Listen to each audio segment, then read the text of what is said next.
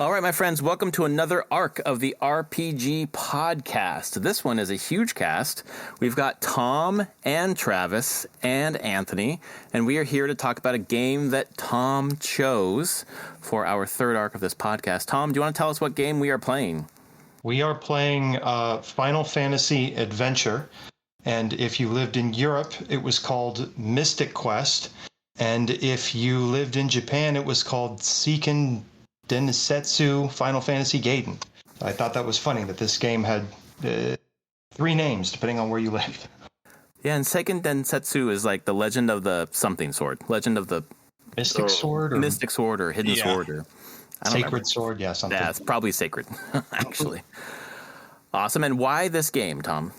So this game, just a few seconds of my personal history with it, was one that, had Game Boy, I guess the original, the DMG, playing that. I was big into Link's Awakening, and so I was looking for other games back in what would have been the mid to late 90s. And I played Final Fantasy VII on the PS1.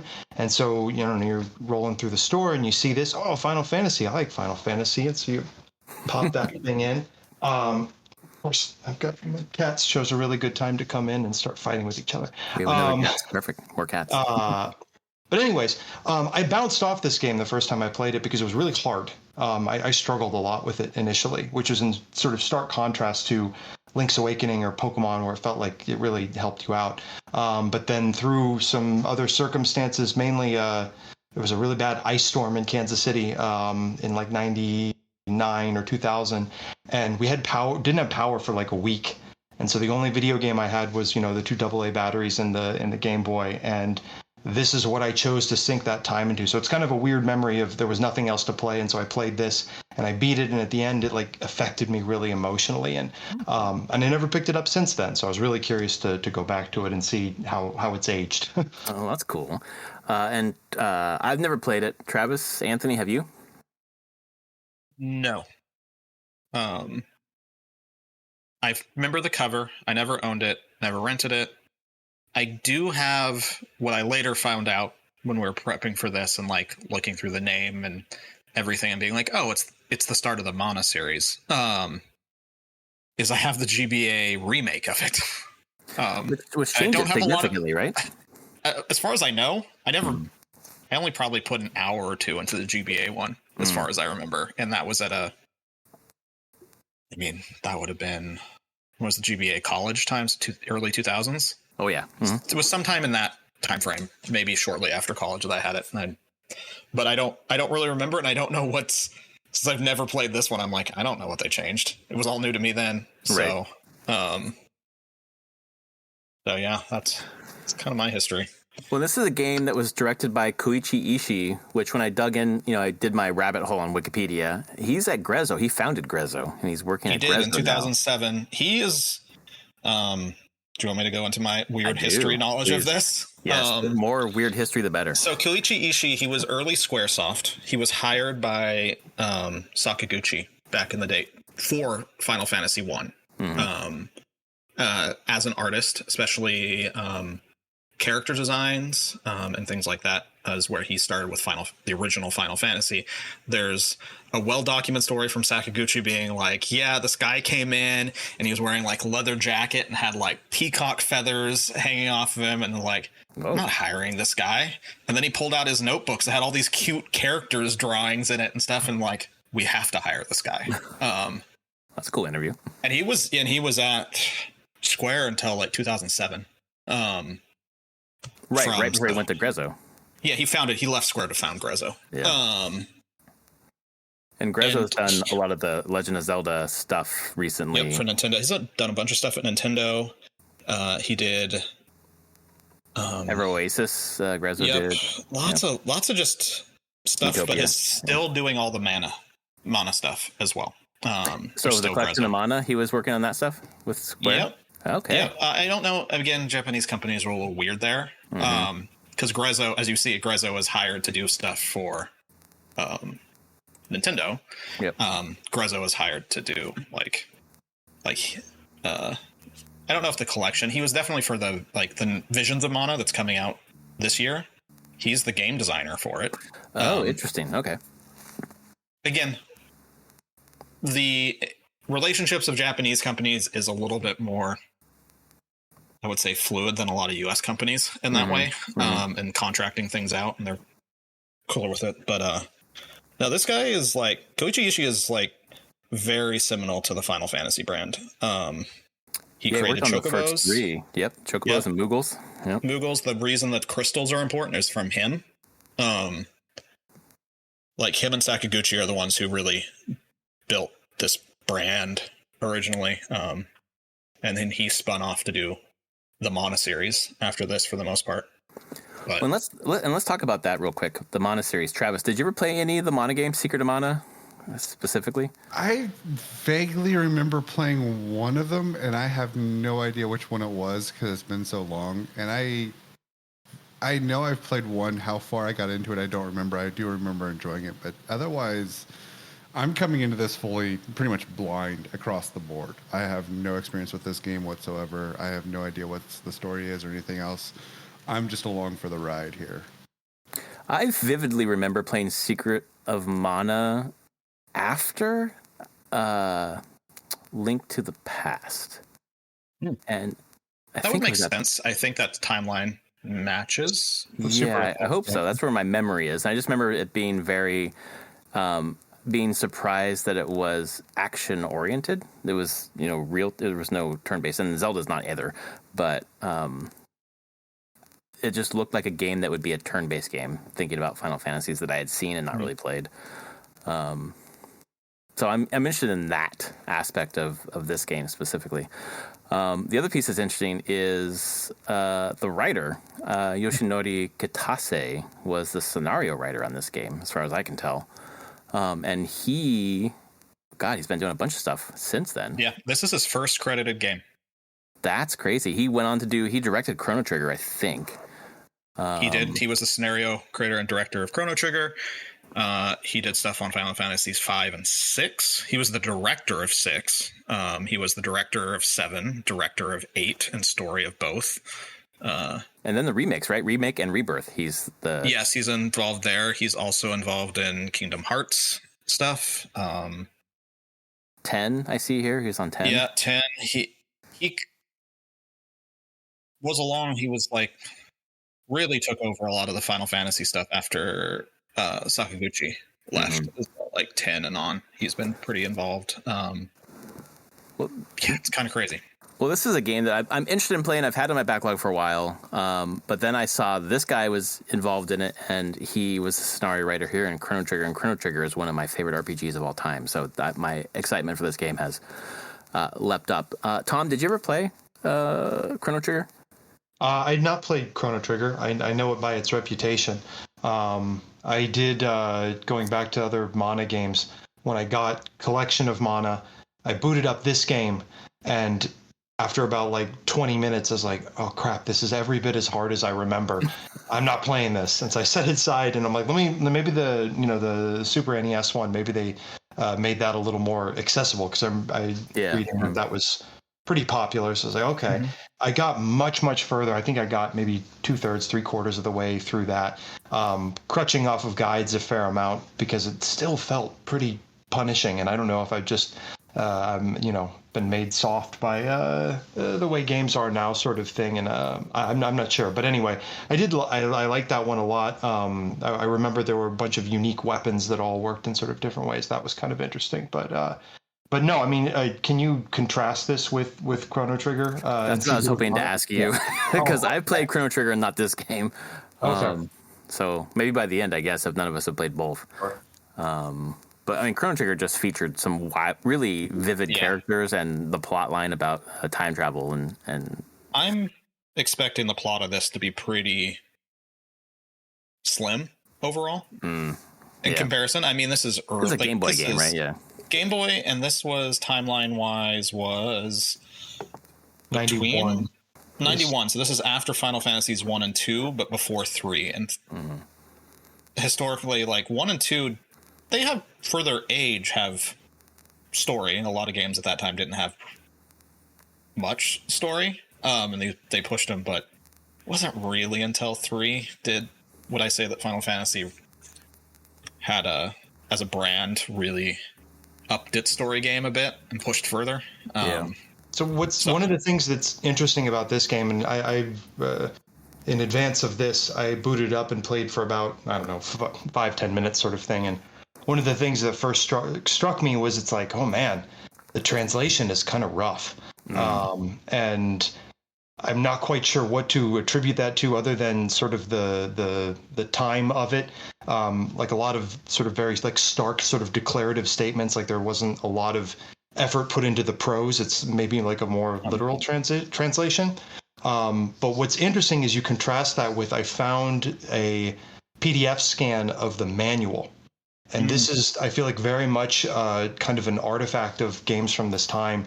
There's like 4, 5, 6 pages worth of story, basically like table setting and world building and explaining to you all of the basically the main players in this game, a lot of the world building history that leads to the scenario that you're basically dropped into within the first few minutes of the game.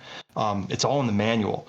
And I feel like that was, I think, much more common, where they didn't necessarily try to tell as much story in the game, but they would, somebody would sit down and write kind of a nice, in this case, fantasy world sort of setup, and then they turn you loose. And I thought that was really interesting because it does kind of give your imagination a little bit of a boost, and you have some context for these things. It doesn't seem, after I read this and I went back to it, it doesn't seem quite so bare and stark as it would look if you just went into a cold. Sure. When I just dropped that link into the FF Adventure piece of our Discord, man, this is a beautiful manual with, and it starts with a short story about the gameplay. Yeah, that's really cool. Yeah. Oh man, I miss manuals like this. Back in the day when manuals were actually a common occurrence and useful. Yeah. Well, remember like going to the store and buying a game, or getting a game, your parents buy you a game or whatever, or even coming from like the Figuritos or the video store or whatever, rental store, and then you just like read the manual on the way home. When you can't play the game, you read the book, right? Yeah, absolutely. And it had useful information, usually. Speaking of useful information, if you scroll all the way to the end of this one, it walks you through what has to be like the first 2 or 3 hours of the game and tells you exactly where to go. Shit, it sure like does. A strategy guide in the back end, and it just tells you, go here, do this, talk to this person, do that. Which again, I thought was real sporting of them that they don't just dump you in there, or at least the game has very few hints and direction and signposting. There's none of that stuff that you would find in kind of a modern RPG, but they knew that. And I think that's so interesting that it really was, the game was designed with the assumption that you had this book with you. And if you don't, it feels kind of, it's like, man, this is really intense and kind of mean. But with the book, it's not half so bad. And then you sort of get your footing. And then I imagine with your handheld for the first couple of hours, the rest of it doesn't seem quite so daunting. That is neat. Yeah, book of strategy for Final Fantasy Adventure here at the end. I love the hand-drawn. There's like some really pencil drawings in this game, this manual. Okay, well, I'll put this manual. If those are Ishii's drawings or not. Yeah, that'd be cool to know. I don't know. There's another artist, a woman artist attributed to a lot of the games as well. She's also attributed to a lot of early Final Fantasies. So I'm just trying to, but I'd love to know. But I did want to speak to one thing about the translation being very stark. The problem from the time that it's actually mostly, yes, there is translation, like localization and how they're doing it, but a lot of times at this age for the NES, GBA, SNES, it's memory. So in Japanese, you have all the kanji. You can say a lot more with less characters.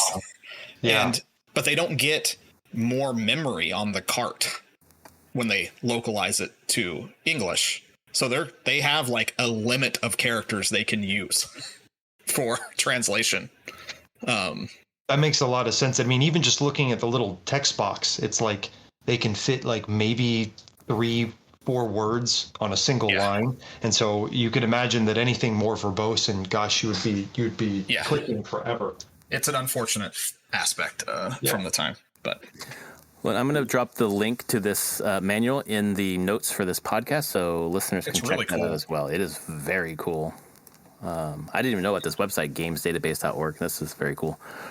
What about Final Fantasy? I know Travis and I have talked in a previous podcast about our Final Fantasy history, so please check out the Final Fantasy 12 podcast for that. But what about you, Tom? Final Fantasy in general? I played 7 in like junior high, and I finally beat it in high school. I had 9 as well.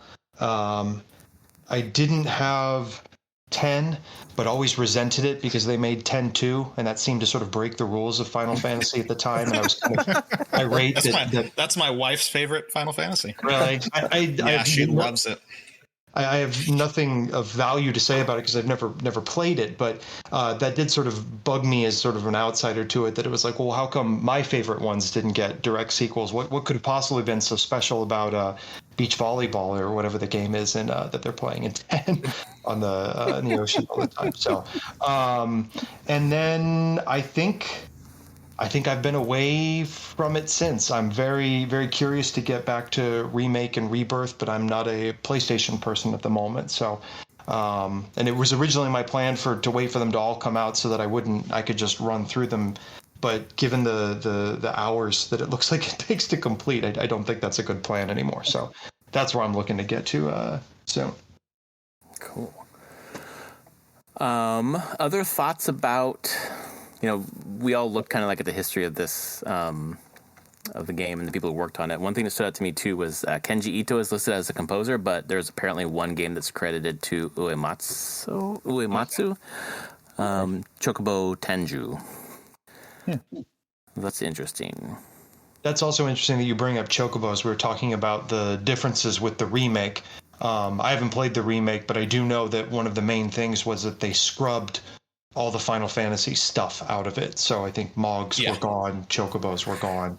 To make it a Mana thing and not a Final Fantasy thing. Yeah, that's what I've heard as well from also historical interviews from Koichi Ishii, being like wanting to make it Mana in his mind. He had some quotes that were pretty fascinating on that, like, it's not even to him a video game franchise. It is a world told through art is his way of viewing it, and the games are just one aspect of telling stories in this artistic world that he's created in his mind in some ways. Is there other media that goes along with it? Like I don't know, honestly. Okay. This is a series that hasn't come to the US a lot. Other than this one and Secret of Mana, it was a long time before there was another Mana game in, I think. Well, Trials of Mana didn't come until 2019 with this. Yeah, this one. There collection. was a PS1 for Mana game, I think, that came out. Legend? I can't there's remember. one coming soon, isn't there? August. Visions yeah. of Mana. Visions. Yeah, Visions of Mana. Still directed by Koichi Ishii. That's the longevity. I mean, it's, I know we're experiencing some turbulence in the video game industry and people getting churned out of it, but I know that there are legal reasons why there's longevity in Japanese game development, but it is kind of nice to see that continuity across, someone's vision that you have enjoyed for years and years, and they're still working on new games. Something to look forward to there. Yeah. It's interesting. So there's a lot of spin-offs and other Mana games and remakes. But if you go from the main series, there's Final Fantasy Adventure, Secret of Mana, Trials of Mana. Cool. Then we wait 11 years and get Dawn of Mana in 2006. And now we get Visions of Mana, 18 years later as the next mainline installment. There's been collection of Mana and remakes of Trials and things, but it's it has some big breaks sometimes. I wonder if that speaks a little bit to the fact that it isn't wildly popular outside of Japan necessarily, and so maybe they sort of come to it now and then, but it isn't a big staple tentpole like some of these other franchises.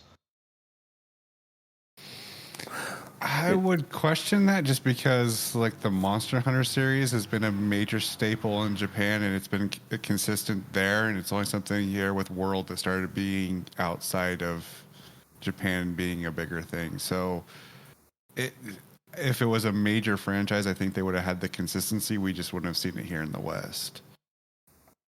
At least in my experience. Yeah, because Monster Hunter was big on handhelds. It was a big Vita thing, but it was still very niche, wasn't it? Yeah, it was the. Go ahead, Anthony. You probably know. The first ones I knew about were the 3DS ones because I had coworkers that picked them up and then kind of started introducing me to the series. World, to what Travis was saying, World was definitely the one that kind of like broke out in the West far more than the others, but. Right. Yeah, it's been, and I think if you look at it, and someone who knows more about this can definitely correct me, but Japan latched on to the handhelds much earlier than the rest of the world, and that has to. I'm going to assume it's mostly because of the way of their, culture and not a lot of time at home, but a lot of time commuting and working. So having something you can carry around with you and do it, but Monster Hunter is huge in Japan and has been for over a decade. So, yeah. I wonder, it's a commuting culture as well, but also maybe I guess at least from what I've seen, aren't houses just smaller? So there's less space for like my 10 consoles or whatever. So it's easier to store. It's hard for me to generalize in some of that completely, but I do know like things have changed. But when I was in college and around that time, like it would be rare that people in their homes even had PCs. Like standalone consoles even weren't as huge in Japan. Like it wasn't even, I don't know if it was a space thing. Culturally, it shifted in Japan too, because like we're talking about the 90s and 2000s. It's like early 2000s, like that culture wasn't really looked upon favorably by general Japanese like population. Gaming culture specifically is what you mean? Gaming culture, otaku culture, any of that stuff was kind of like, oh, that's kind of weird. That was when it was starting to change, and it was becoming, again, not shocking that the generation that was liking it was getting older. And oh yeah, sure. It was just a much more of kind of like a generational change. But I do remember my time there, like visiting back in like that was been 2002, and then my wife's time there, and her talking about how like, yeah, stuff was around, but it really wasn't. It was rarer than she expected, overall. Well, I'm excited to get into this to see what it's like.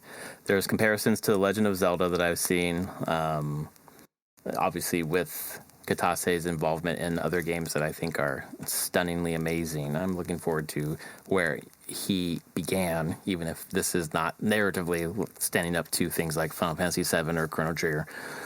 Just seeing like where an artist that you appreciate their later works got their start is cool. So I'm looking forward to that. And then for the listeners, usually in episode 0, we kind of chart out how we're going to chunk the game out.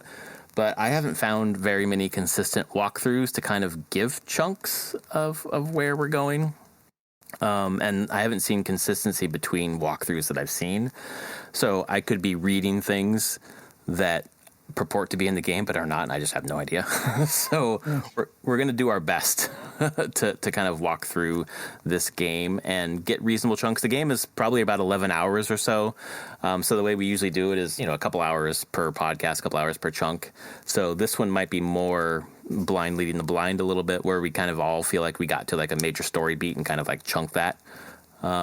But there's a walkthrough that I found that talks about one section being the Dwarf Cave, and then there's another section, Dwarf Cave to Manos, Manos through to Davia's Mansion. These are all nouns I don't understand or know anything about.